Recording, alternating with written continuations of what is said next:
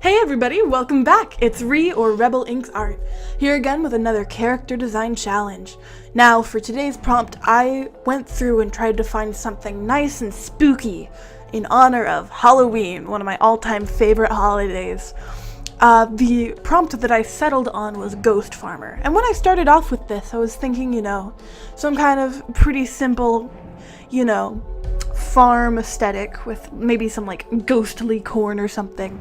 But when I was trying to think of a farm tool that our character could be leaning up against, I realized, oh my gosh, a scythe is a farm tool.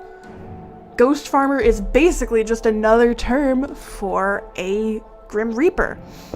And so with that in mind, I immediately went from 0 to 100 on my excitement for this prompt and jumped right into making ourselves a nice little redneck reaper. So you see, I already got that rough sketch going and just jumped right into getting that cleaned up sketch going.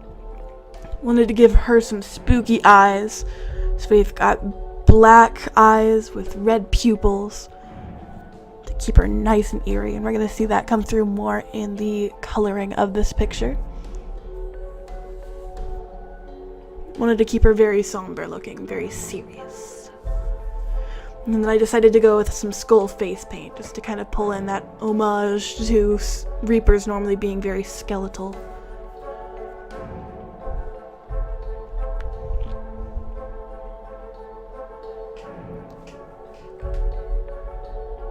Putting on that flannel. When I was sketching this, I originally planned for the shirt to be a plaid shirt, but that was something that ended up not making it to the final product. Not because I didn't like the idea, but because I completely forgot about it in the process of coloring, which is kind of just how the cookie crumbles. I throw some overalls on here. I end up changing that pocket shape a bit when I get into the line art phase. And I end up rolling up those pants just a little bit more.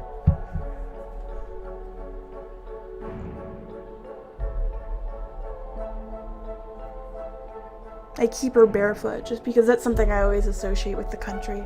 My dad grew up on a pig farm and his mother still lives there, so whenever we go out to my grandma's for the holidays, we used to run around in the cornfield all the time. And so I've just got memories of that, so heavily associated with the concept of farming, of just running through the cornfields chasing the stray cats. Bare feet and tree swings and all that good stuff. With that, I started in on the line art. Wanted to keep the face very understated, a very soft jaw, no heavy eyeliner or winged eyelashes or anything like that like I normally do with my characters. Didn't want to make her necessarily too feminine. And then go in with some very curly hair. You saw originally I was messing with a kind of very messy, sloppy shortcut, which I did like, but I wanted to do something just a bit more regal for her.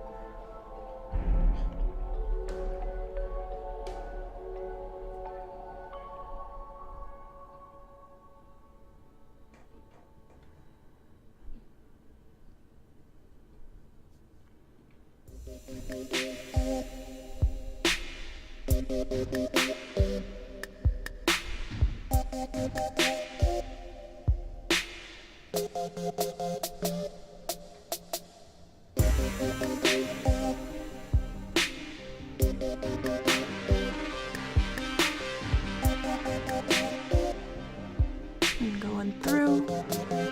I'm not super happy with how the feet turned out, but I don't normally do bare feet, so I pushed myself to do something I was uncomfortable with, and that's success in my books, no matter how well it turned out. Going through doing that side.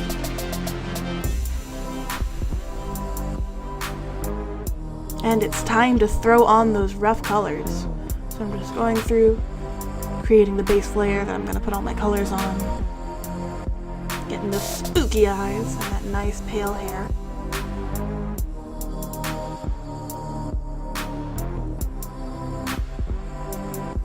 Gave her a bit of a farmer's tan too. And now it's time to start cleaning things up. Immediately I go for those eyes. You notice those are the kinds of things that I clean up immediately.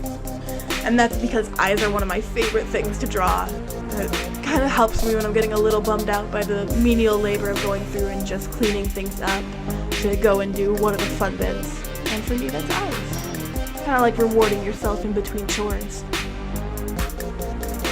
Throwing some nice bright red lips. Well, not bright, deep red. Deep red's a good term for it. Then cleaning up that shirt. I do have to say, I really, really love this character, and I definitely want to go back and mess with her some more. I like the idea of her having a sheepdog hellhound, maybe some little ghostly farm animals.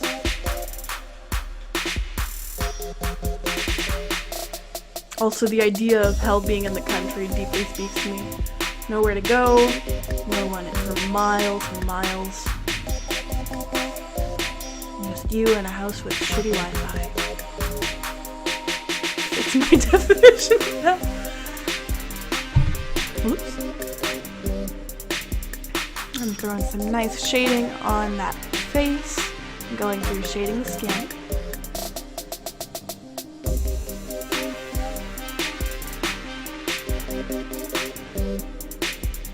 Throwing back on that nice farmer's tan.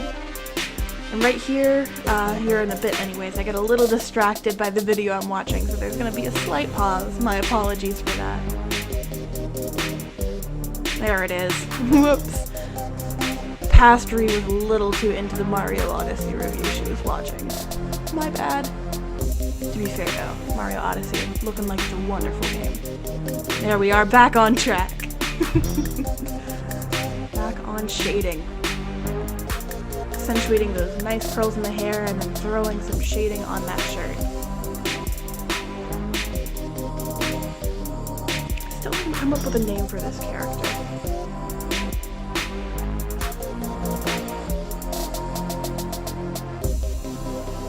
Let's go with Ella. I like Ella. Ella feels elegant while still being just country enough to make it work.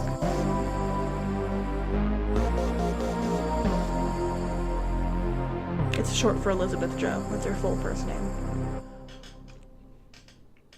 She's got 4 older brothers who are the Horsemen of the Apocalypse.